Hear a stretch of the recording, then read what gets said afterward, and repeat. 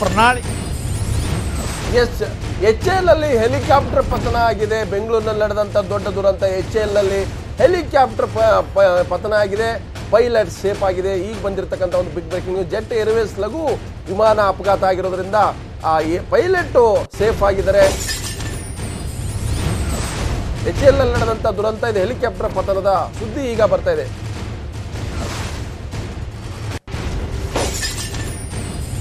HAL ನಲ್ಲಿ helicopter ಕೂಡ ಪತನ ಆಗಿರುವಂತಹ ಇನ್ಫಾರ್ಮೇಶನ್ ಸಿಗ್ತಾ ಇದೆ. ಆದ್ರೆ ಅದೃಷ್ಟವಶಾತ್ ಪೈಲಟ್ ಈಗ ಸೇಫ್ ಆಗಿರುವಂತಹ ಮಾಹಿತಿ ಸಿಗ್ತಾ ಇದ್ದು ಎಚ್ಎಎಲ್ ನಲ್ಲಿ ಹೆಲಿಕಾಪ್ಟರ್ ಪತನ ಆಗಿರುವಂತಹ ದೃಶ್ಯಗಳನ್ನ ನೋಡ್ತಾ ಇದ್ದೀರಾ.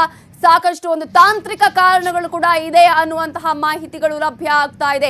ಇದೇ ಕಾರಣಕ್ಕಾಗಿ ಈಗಾಗಲೇ ಹೆಲಿಕಾಪ್ಟರ್ ಪತನವಾಗಿದ್ದು, ಆದರೆ ಈ ಒಂದು ಹೆಲಿಕಾಪ್ಟರ್ ಪತನ ಆದಂತಹ ಸಂದರ್ಭದಲ್ಲಿ ಅದೃಷ್ಟವಶಾತ್ ಪೈಲಟ್ ಸೇಫ್ ಆಗಿದ್ದಾರೆ ಅನ್ನುವ ಮಾಹಿತಿ ಲಭ್ಯ ಆಗ್ತಾ ಇದೆ. ಎಚ್ಎಎಲ್ ನಲ್ಲಿ ಈಗಾಗಲೇ ನೀವು ಗಮನಿಸ್ತಾ ಇರಬಹುದು, ಒಂದು ಈಗಾಗಲೇ ಯಾವ ರೀತಿಯಾದಂತಹ ಹೆಲಿಕಾಪ್ಟರ್ ಪತನ ಆದಂತಹ ಒಂದು ದೃಶ್ಯಗಳನ್ನ ನೀವು ನೋಡ್ತಾ ಇದ್ದೀರಾ. ಯಾವ ರೀತಿಯ ಹೊಗೆ ಅಲ್ಲಿ ಬರ್ತಾ ಇದೆ ಅನ್ನೋದನ್ನ ಕೂಡ ನೀವು ದೃಶ್ಯಗಳಲ್ಲಿ ಗಮನಿಸ್ತಾ ಇದ್ದೀರಾ.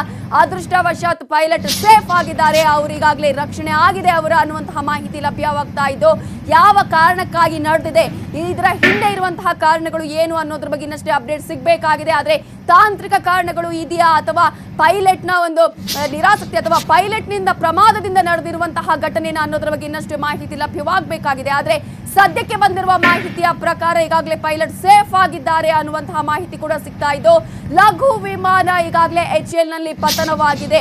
ಅದರ ಒಂದು ದೃಶ್ಯಗಳನ್ನ ಕೂಡ ನೀವು ಈಗಾಗಲೇ ನ್ಯೂಸ್ 18 ನಲ್ಲಿ ನೋಡ್ತಾ ಇದ್ದೀರಾ. ಲಘು ವಿಮಾನ ಪತನವಾಗಿರುವಂತಹ ದೃಶ್ಯಗಳು ಎಕ್ಸ್ಕ್ಲೂಸಿವ್ ಆಗಿ ನ್ಯೂಸ್ 18 ಕನ್ನಡ ನಿಮಗೆ ತೋರಿಸ್ತಾ ಇದೆ. ಎಚ್ಎಎಲ್ ನಲ್ಲಿ ಲಘು ವಿಮಾನ ಪತನವಾಗಿದ್ದು, ಈ ಒಂದು ಲಘು ವಿಮಾನ ಪತನ ಆಗೋದಕ್ಕೆ ಏನ್ ಕಾರಣ? ತಾಂತ್ರಿಕ ದೋಷ ಏನಾದ್ರೂ ಇತ್ತಾ ಅಥವಾ ಇದು ಪೈಲಟ್ ನಿಂದ ಆದಂತಹ ಒಂದು ಕಾರಣದಿಂದ ನಡೆದಿರುವಂತಹ ವಿಮಾನ ಪತನ ಅನ್ನೋದ್ರ ಬಗ್ಗೆ ಇನ್ನಷ್ಟೇ ಮಾಹಿತಿಯನ್ನ ನೀಡಬೇಕಾಗಿದೆ. ಈಗಾಗಲೇ ಪೈಲಟ್ ಕೂಡ ಸೇಫ್ ಆಗಿದ್ದಾರೆ.